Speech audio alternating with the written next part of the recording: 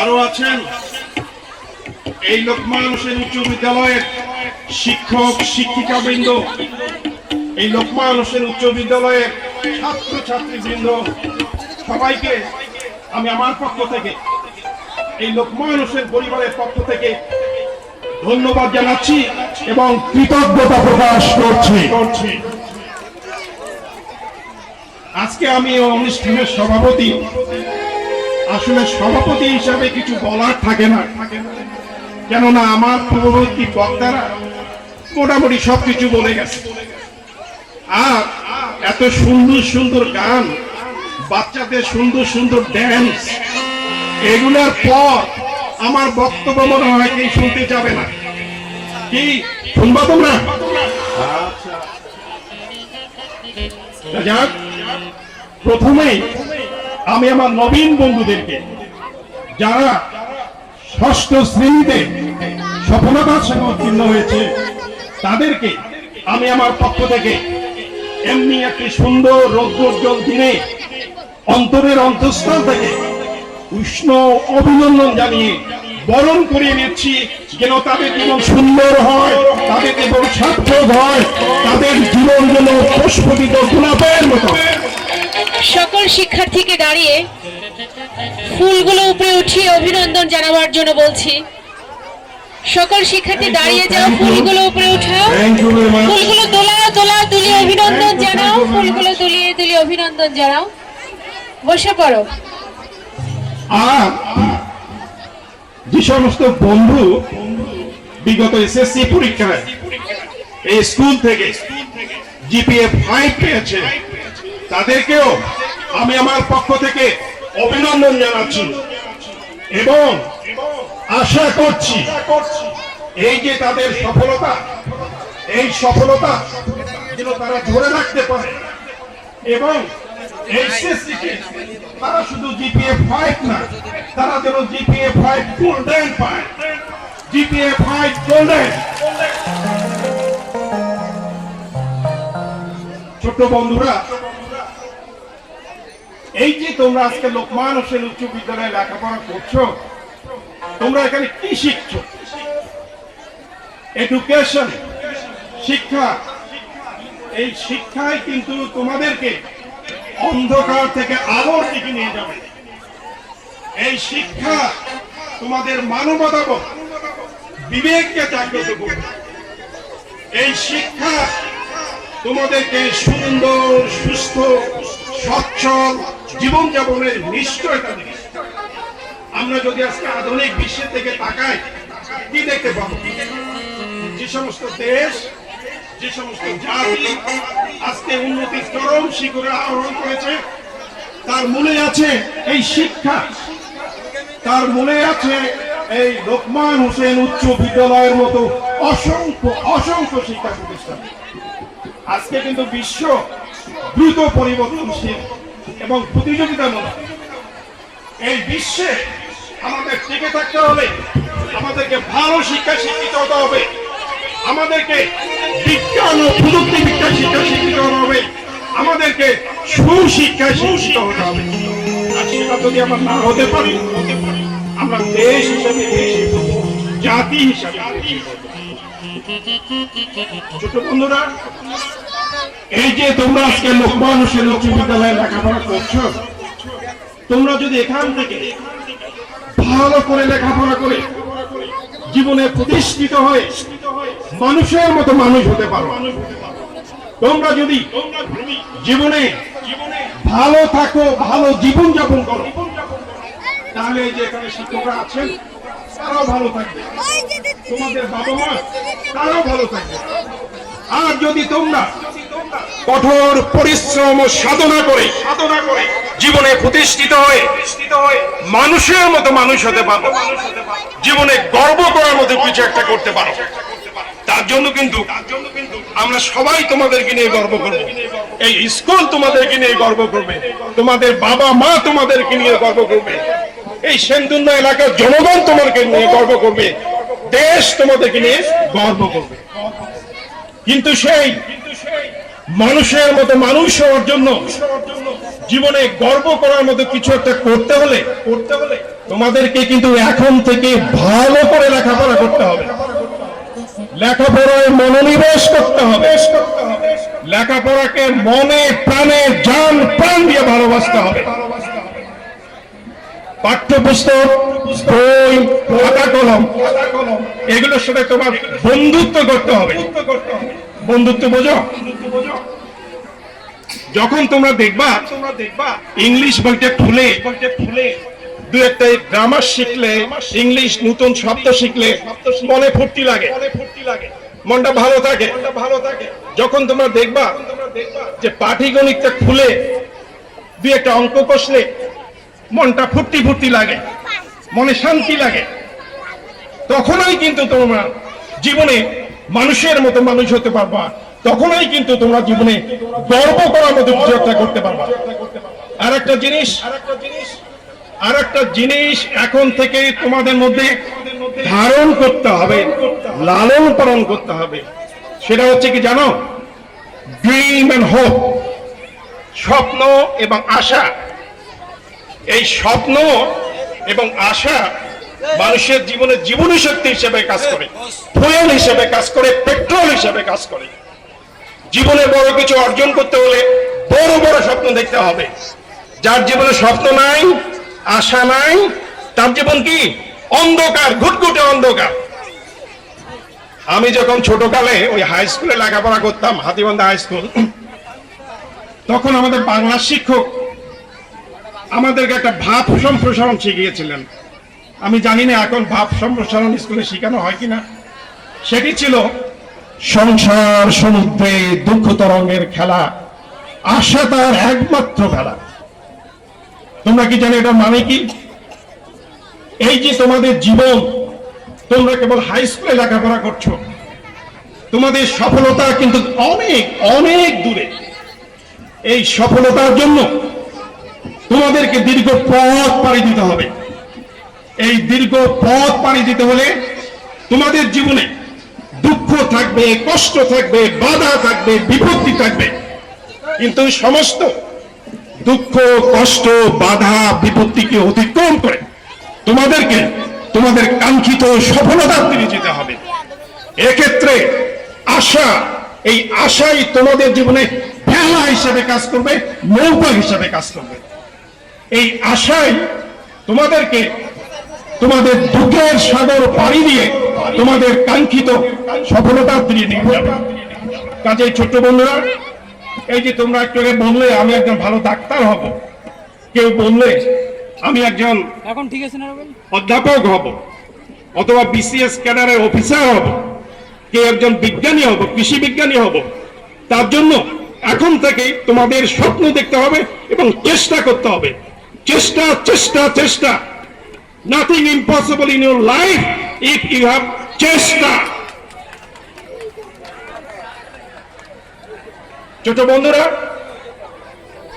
এই যে তোমরা আজকে এই যুগে, এই বিজ্ঞান ও প্রযুক্তির যুগে লেখাপড়া করছো, তোমরা কিন্তু ভাগ্যবান, তোমরা কিন্তু সৌভাগ্যবান। তোমাদেরকে দেখে কিন্তু আমার হিংসা হয়, হিংসা।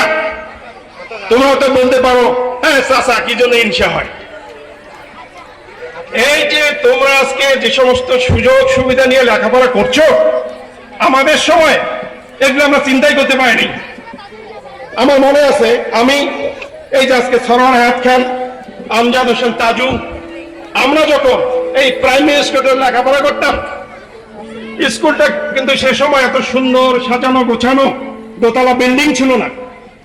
আমরা যখন ক্লাস 1-এ পড়ি, তখন কিন্তু বসার জন্য কোনো ব্রেঞ্চ ছিল না, ছিল কি বাঁশ দিয়ে তৈরি আঠাল।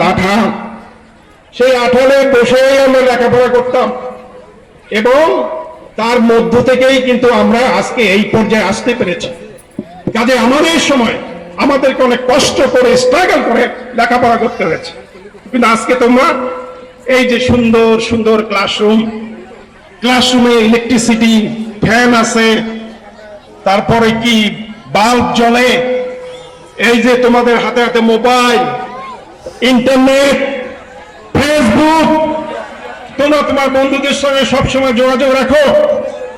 আমাদের সময় এসবের কিছুই ছিল না। আমি যখন হাতীবান্ধা হাই স্কুল লেখাপড়া করতাম, সেই স্কুলটা কিন্তু আজকের মতো এত সুন্দর সাজানো গোছানো ছিল না। ছিল লম্বা একটা টিনের ঘর। সেই টিনের ঘরে একটা ক্লাস থেকে যা একটা ক্লাসের পার্টিশন, সেটা ছিল বাঁশের মাচা দিয়ে তৈরি, সেটাও ঠিক মতো ছিল না। এই যে আমাদের বাড়ি, এখানে আমি থাকতাম, আজকে কি চিলাখালা একটা সুন্দর পুল হয়েছে না, পাকা পুল। আমাদের সময় কোনো পুল ছিল না, ছিল কি বাঁশের পুল। বাঁশের পুল চেনো? বাঁশের পুল। ওই চিলাখালায় বাঁশের পুল ছিল। ওই বাঁশের পুল পার হয়ে আমরা স্কুলে যেতাম। আর মাঝে মধ্যে ওই বাঁশের পুলটাও থাকতো না, আমরা নৌকা দিয়ে পার হয়ে যেতাম স্কুলে। আর মাঝে মধ্যে ওই নৌকাও থাকতো না, আমরা পানিতে ভিজে তারপরে হাতীবান্ধা হাই স্কুলে যেতাম। তারপর কি? তারপর কিন্তু আমি এই স্কুল থেকে এসএসসি পাশ করলাম, ভর্তি হলাম কারমাইকেল কলেজে। তারপর সেখান থেকে এইচএসসি পাশ করলাম, ভর্তি হলাম বাংলাদেশ কৃষি বিশ্ববিদ্যালয়। সেখান থেকে বিএসসি অনার্স, এমএসসি পাশ করার পর আমি চাকরিতে প্রথম ঢুকি বাংলাদেশ আণবিক শক্তি কমিশন একজন বিজ্ঞানী হিসাবে। তারপর সেখানে কিছুদিন চাকরি করার পর আমি চলে যাই জয়দেবপুরে ধান গবেষণা ইনস্টিটিউট, কৃষি গবেষণা ইনস্টিটিউট সেখানে। তারপর সেখান থেকে আমি আমেরিকাতে যাই, উচ্চ শিক্ষার জন্য যাই, আবার দেশে আসি। আবার 1991-এ একটা ইন্টারন্যাশনাল সিম্পোজিয়ামে অ্যাটেন্ড করার জন্য আমি আমেরিকাতে যাই। তারপর থেকে সেখানে আমি রয়ে গেছি। ইতিমধ্যে আমার জীবনে 22-23টি বছর আমেরিকাতে কেটে গেছে। আমি সে দেশের একজন নাগরিক। তা ছোট্ট বন্ধুরা, এই যে আমার জীবনে যতটুকু সফলতা, যতটুকু অর্জন, যতটুকু উপরে উঠে আসা, যার পিছনে সবচেয়ে বেশি যে জিনিসটা কাজ করেছে সেটি হচ্ছে ছোটকাল থেকে আমার মধ্যে একটা স্বপ্ন ছিল, আমার মধ্যে আশা ছিল, আমার মধ্যে চেষ্টা ছিল, ধরতে গেলে একটা জেদ ছিল যে না, আমাকে প্রতিষ্ঠা লাভ করতে হবে, না আমাকে মানুষের মতো মানুষ হতে হবে, না আমাকে অর্থনৈতিক সফলতা অর্জন করতে হবে। যার কারণেই আজকে আমার 2টা ছেলে আছে, তারা আমেরিকাতে ভালো বিশ্ববিদ্যালয়ে লেখাপড়া করছে। যার কারণেই আমি তোমাদেরকে কিছু বলছি, তোমরা শুনছো। তা ছোট বন্ধুরা, এ তো গেল আমার কথা। এই প্রসঙ্গে আমি একজন বিখ্যাত বিজ্ঞানীর নাম উল্লেখ করতে চাই। তার নাম হচ্ছে ডক্টর মেঘনাথ সাহা। এই মেঘনাথ সাহা আমাদের পাক ভারত উপমহাদেশের একজন বিখ্যাত বিজ্ঞানী ছিলেন, যাকে আমরা ফিজিক্স, আইনস্টাইন, নিউটন এদের সঙ্গে তুলনা করতে পারি, এবং যার নাম বেশ কয়েকবার নোবেল পুরস্কারের জন্য মনোনীত হয়েছিল। যাক, তিনি সেই সময় নোবেল পুরস্কার পান নাই, ব্রিটিশ বিরোধী আন্দোলনে জড়িয়ে পড়ার কারণে। তা সেই বিখ্যাত বিজ্ঞানী ডক্টর মেঘনাথ সাহার জন্ম কিন্তু আমাদের বাংলাদেশে ঢাকার কাছে সাভারের শিমুলিয়া গ্রামে। সে যখন ছোটকালে লেখাপড়া শুরু করে, তার স্কুলটা ছিল তার বাড়ি থেকে 10-12 মাইল দূরে। ছোট্ট বাচ্চা একটা ছেলে 10-12 মাইল হাইটা সে স্কুলে যাইতো এবং আসতো। তার পাটা কিন্তু মাঝে মধ্যে ফুলে যাইত। আর তার বাবা ছিল খুব গরিব, ছোট্ট একটা গালামালের দোকান আসলো, সেটা দিয়ে তাদের কোনোভাবে সংসার চলত। তা যাক, ডক্টর মেঘনাথ সাহা কিন্তু সেখানে থেমে থাকেনি। তার মধ্যে স্বপ্ন ছিল, আশা ছিল, তার মধ্যে উপরে ওঠার ইচ্ছা ছিল। সে করলো কি, ওই স্কুলের পাশে একটা বাড়িতে লজিং থাকা শুরু করলো। এই লজিং থাকা যে খুব আনন্দের সুখকর সেটা ছিল না।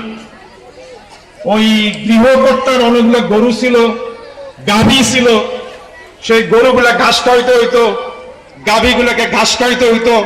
আর প্রতিদিন গোয়াল ঘরের গোবর পরিষ্কার করতে হইতো, তার বিনিময়ে সে সেখানে থাকতে পারত, পড়তে পারত।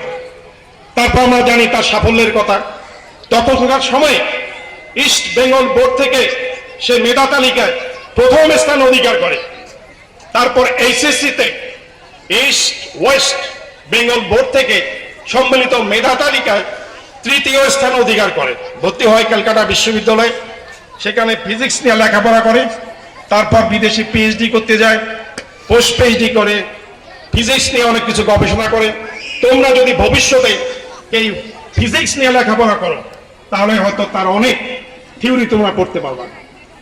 তা ছোট বন্ধুরা, এই ডক্টর মেঘনাদ স্যার কথা এই জন্য বলছি, কারো মধ্যে যদি প্রতিভা থাকে, কারো মধ্যে যদি চেষ্টা থাকে, কারো মধ্যে যদি উপরে ওঠার ইচ্ছা থাকে, তাহলে আমরা যত বাধা বলি না কেন, সেটা সামাজিক বাধা হোক, অর্থনৈতিক বাধা হোক, সমস্ত বাধা বিপত্তিকে অতিক্রম করে সে তার কাঙ্ক্ষিত সফলতার দিকে যেতে পারে।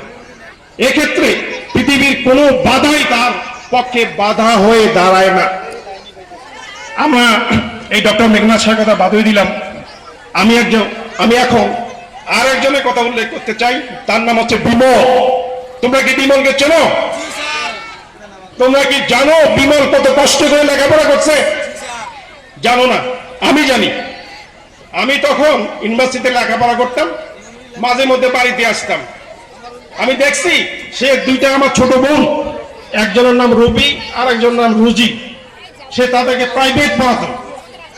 ওই প্রাইভেট পড়ার টাকা দিয়ে সে মাঝে মধ্যে কাঁঠাল হাটে বিক্রি করত। কাঁঠাল কান্দত করে কাঁঠাল নিয়ে যেত হাটে বিক্রি করার জন্য। হ্যাঁ, এর মধ্যে কষ্ট করে সে লেখাপড়া করে একজন ভালো ডাক্তার হয়েছে। গরিব বলে, গরিব ঘরের সন্তান বলে, গরিব ঘরে জন্ম বলে তার কিন্তু স্বপ্ন ভেঙে চলে খানখান হয়ে যায়নি। গরিব বলে, গরিব ঘরের সন্তান বলে তার কিন্তু উপরে ওঠা সিঁড়ি ভেঙে যায়নি। সে একজন ভালো ডাক্তার হইতে পারছে, যথেষ্ট সুনাম অর্জন করছে। তা ছোট বন্ধুরা, আমি এই কথাগুলো এই জন্য বলছি, এই যে তোমরা আজকে লোকমান হোসেন উচ্চ বিদ্যালয়ে লেখাপড়া করছো, এখানে কিন্তু অনেক অনেক গরিব ছাত্রছাত্রী আছে, অনেক নদীভাঙ্গা মানুষের ছেলে মেয়ে। কারো বাবা ছোট্ট একটা চায়ের দোকান করে, কারো বাবা ভ্যান গাড়ি চালায়, রিক্সা চালায়, কারো বাবা হাটে বাজারে সবজি বিক্রি করে, কারো মা চাতালে ধান ভাঙার কাম করে, কারো মা ঢাকাতে গার্মেন্টসে কাম করে। কিন্তু এরপর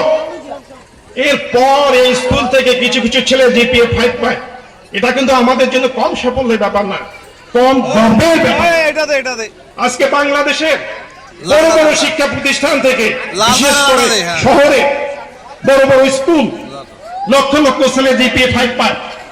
তাদের ক্ষেত্রে কিন্তু আলাদা। তাদের পিছনে তাদের মা এক হাতে হরলিক্স আর এক হাতে দুধ নিয়ে কয়, বাবা খা, মা খা। তাদের ছেলে মেয়ে কি কয়, ক্ষুধা নাই, খাবো না। তারপর মা কি করে, জোর করিয়া খাওয়ায়, ঠাইসিয়া খাওয়ায়, যাতে তাদের ছেলে মেয়ের মগজ বাড়ে, বুদ্ধি বাড়ে, আর খাটো থাকলে হাইটও বাড়ে, তাই না? কিন্তু তোমরা যারা আজকে এখানে লেখাপড়া করছো, তোমাদের পিছনে তোমাদের বাবা মা আমার মনে হয় একটা পয়সা খরচ করতে হয়নি। তোমরা অনেকে জানো না আজকে বাড়িতে যে গরম ভাত, শুটকির ভর্তা আর বেগুনের ভর্তা দিয়ে খাইতে পারবে কিনা। তোমরা জানো না কালকে সকালে ভালো নাস্তা করে স্কুলে আসতে পারবে কিনা। তোমরা তো খাও না মনে হয় দুধ, কয়জনে খায়? দুধের দাম অনেক। কাজে ছোট্ট বন্ধুরা, তোমাদের কিন্তু মেধা আছে, যোগ্যতা আছে, চেষ্টা আছে, কিন্তু একটা জিনিস আমি লক্ষ্য করছি, সেটা হচ্ছে একটা ইনফেরিয়র কমপ্লেক্সিটি, একটা ভয়, একটা দ্বিধা দ্বন্দ্ব। সেটা কি জানো? আমরা গরিব মেশে সাওয়ার, আমরা কি ডাক্তার হওয়ার পাই, আমরা কি ইউনো হওয়ার পাই, আমরা কি ইঞ্জিনিয়ার হওয়ার পাই, বিজ্ঞানী হওয়ার পাই। এটা কিন্তু হচ্ছে একটা ভুল ধারণা, মিথ্যা ধারণা, এটা একটা রাবিশ ধারণা। কাজেই তোমরা যদি জীবনে প্রতিষ্ঠা লাভ করতে চাও, তোমরা যদি জীবনে মানুষের মতো মানুষ হতে চাও, তাহলে তোমাদের মাথা থেকে, মগজ থেকে এই জিনিসটা ঝেড়ে ফেলতে হবে, মুছে ফেলতে হবে। তাহলেই কিন্তু তোমরা জীবনে গর্ব করার মতো কিছু একটা করতে পারবা, তাহলেই কিন্তু তোমরা জীবনে বিমানের চেয়ে ভালো ডাক্তার হতে পারবা। তাহলে কিন্তু তোমরা জীবনে আমার চেয়ে অনেক ভালো করে বিদেশে যেয়ে লেখাপড়া করে আমার চেয়ে অনেক ভালো চাকরি করতে পারবা।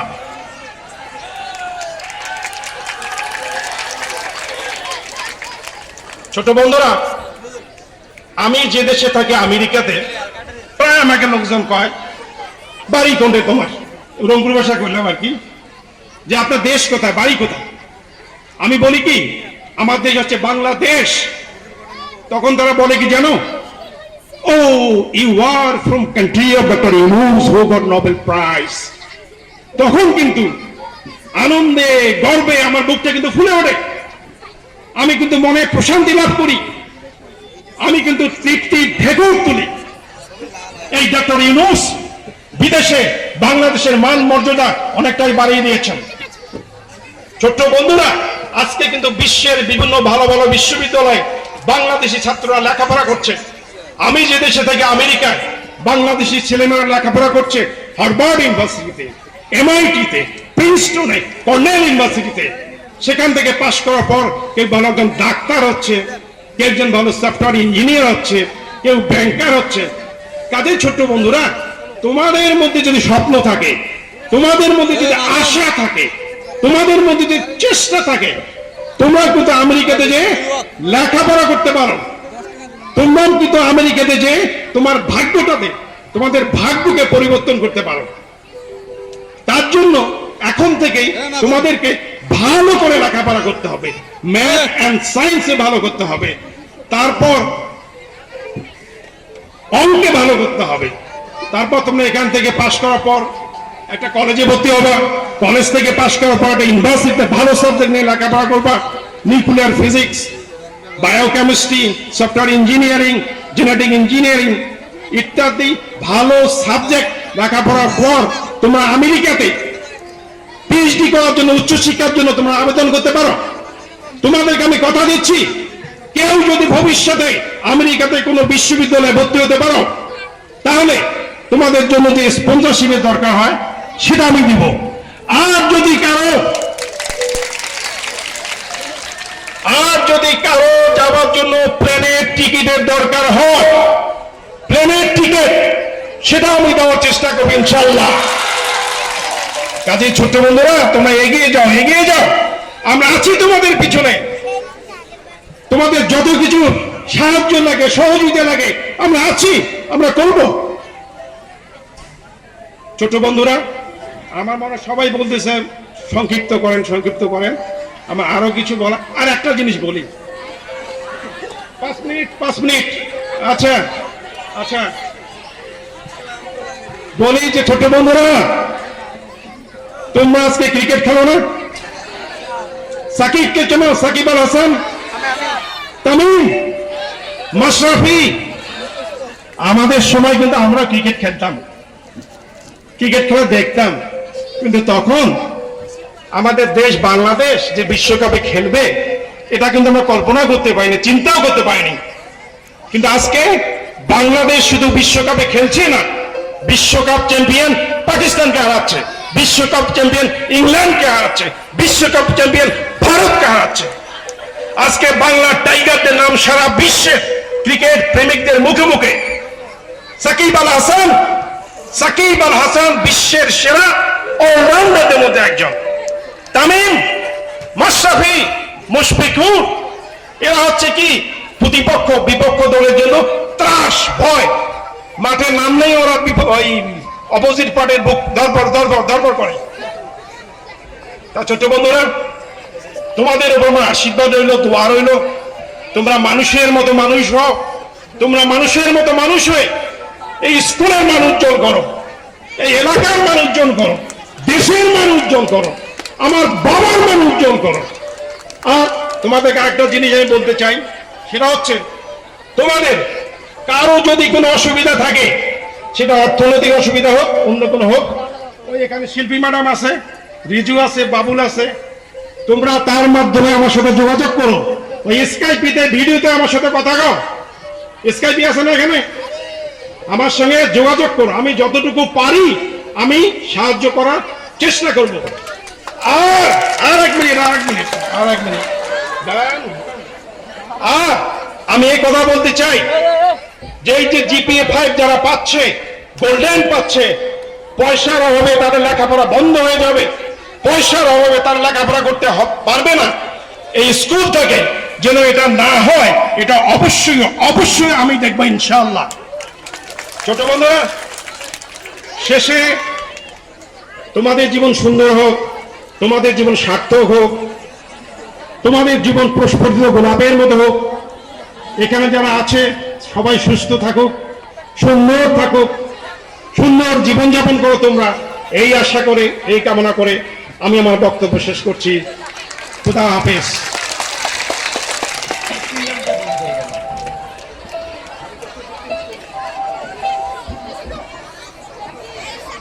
ধন্যবাদ জনাব আনোয়ার হোসেন লাজু মহোদয়কে। আমরা দীর্ঘক্ষণ যে বক্তব্য শুনলাম, এটা আসলে বক্তব্য নয়, গঠনমূলক, উৎসাহমূলক কথা।